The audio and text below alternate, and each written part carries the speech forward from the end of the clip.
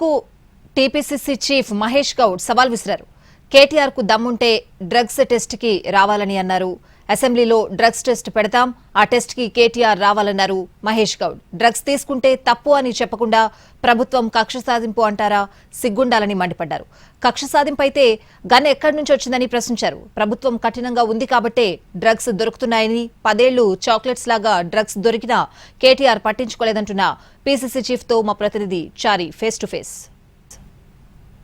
PCC chief Mahesh Goud మనతో ఉన్నారు. మహేష్ గౌడ్ గారు, తెలంగాణలో డ్రగ్స్ ఎందుకు రోజు రోజుకు పట్టుబడుతున్నాయి, అది మీ వైఫల్యం అని చెప్పేసి ప్రతిపక్షాలు ఆరోపిస్తున్నాయి. 10 ఏళ్ళు యథేచ్ఛగా బీఆర్ఎస్ హయాంలో డ్రగ్స్ దందా నడిచింది. యువతరం నానా చెడ్డ అలవాట్లకి అలవాటు పడ్డారు. ఆనాడు మా పీసీసీ అధ్యక్షుడు రేవంత్ రెడ్డి గారు సాక్షాత్ కేటీఆర్కే ఛాలెంజ్ చేసినారు. కారణం ఏంటంటే ప్రభుత్వాన్ని నడుపుతున్నటువంటి ఒక యువ నాయకుడే ఇలాంటి అలవాట్లకు పడ్డాడని మాకు అనుమానం ఉందని ఆ రోజు ఛాలెంజ్ చేసినారు. 2022లో కూడా ఈ ఫామ్ హౌస్ దాడి జరిగింది. 10 ఏళ్ళు యథేచ్ఛగా డ్రగ్స్ ఈ రాష్ట్రంలోకి వచ్చినాయి, ఇంపోర్ట్ అయినాయి, స్మగుల్ అయినాయి. పిల్లలకి చాక్లెట్ లాగా డ్రగ్స్ పంచినారు. ఆనాడు కేటీఆర్ కానీ కేసీఆర్ కానీ పిల్లలు పాడవుతా ఉన్నారు, రాష్ట్రం అంతా కూడా తప్పుదారిన పోతా ఉందని ఇంగిత జ్ఞానం లేకుండా పరిపాలన సాగించినారు. రాష్ట్రం ఒక డ్రగ్స్ మాఫియా నడిపింది. దాని కారణంగానే రేవంత్ రెడ్డి గారు ముఖ్యమంత్రితో కాంగ్రెస్ ప్రభుత్వం దీని మీద కట్టుదిట్టమైన చర్యలు తీసుకుంది. దాంట్లో కారణంగా ఈగల్ టీం నిన్న దాడి చేసింది. డ్రగ్స్ దొరికినాయి, రివాల్వర్ దొరికింది. పోనీ పొలిటికల్ వెండటతో డ్రగ్స్ పెట్టుంటారు అనుకుంటున్నా కానీ రివాల్వర్ ఎడికలు వచ్చింది, లైసెన్స్ రివాల్వరు. యథేచ్ఛగా మీ ఫామ్ హౌస్లలో మీ నాయకులు ఇలాంటి దందాలు చేస్తూ ఉంటే సిగ్గుతో తల వంచుకోవాల్సిన మీరు ఇవాళ ఉల్టా కాంగ్రెస్ మీద నిందలేస్తూ ఉన్నారు.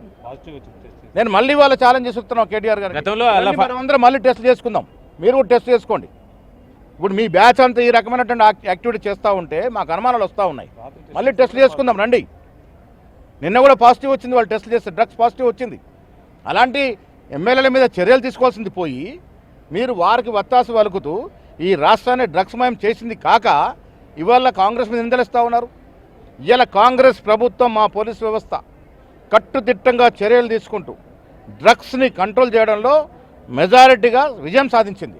దాన్ని అప్రిషియేట్ చేయాల్సింది పోయి మా మీద నిందలేసే ప్రయత్నం చేయడం. అంటే డ్రగ్స్ కేసు టెస్టులో పాజిటివ్ వచ్చినా కూడా కేటీఆర్ మీ మీద, మీ ప్రభుత్వం మీద కావాలని కేసులు పెట్టారు, వేధిస్తున్నారు అనేటువంటి ఆరోపణ ఎందుకు చేస్తుందంట?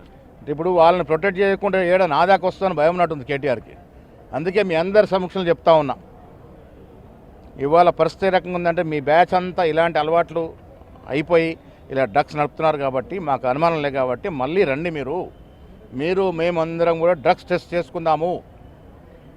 ఇలా అవసరం ఉంది. ఇది ప్రజలకి ముఖ్యంగా యువతరానికి ఒక మంచి మెసేజ్ ఇవ్వాల్సిన అవసరం ఉంది. కాబట్టి కేటీఆర్ ధైర్యంగా ముందుకు వచ్చి టెస్టులు చేసుకోవాలి. రేపు కౌన్సిల్ అసెంబ్లీ కూడా స్టార్ట్ అవుతుంది కదా, అసెంబ్లీలో ఏమైనా ప్రతిపాదన చేస్తారా? ఎమ్మెల్యేలు అంతా ఆదర్శంగా ఉండాలనో లేకపోతే కేటీఆర్ గారు సిద్ధంగా ఉంటే అసెంబ్లీకే డాక్టర్లు పిలుద్దాం, అందరం కూడా శాంపిల్స్ ఇద్దాం, అక్కడే టెస్ట్ చేసుకుందాం.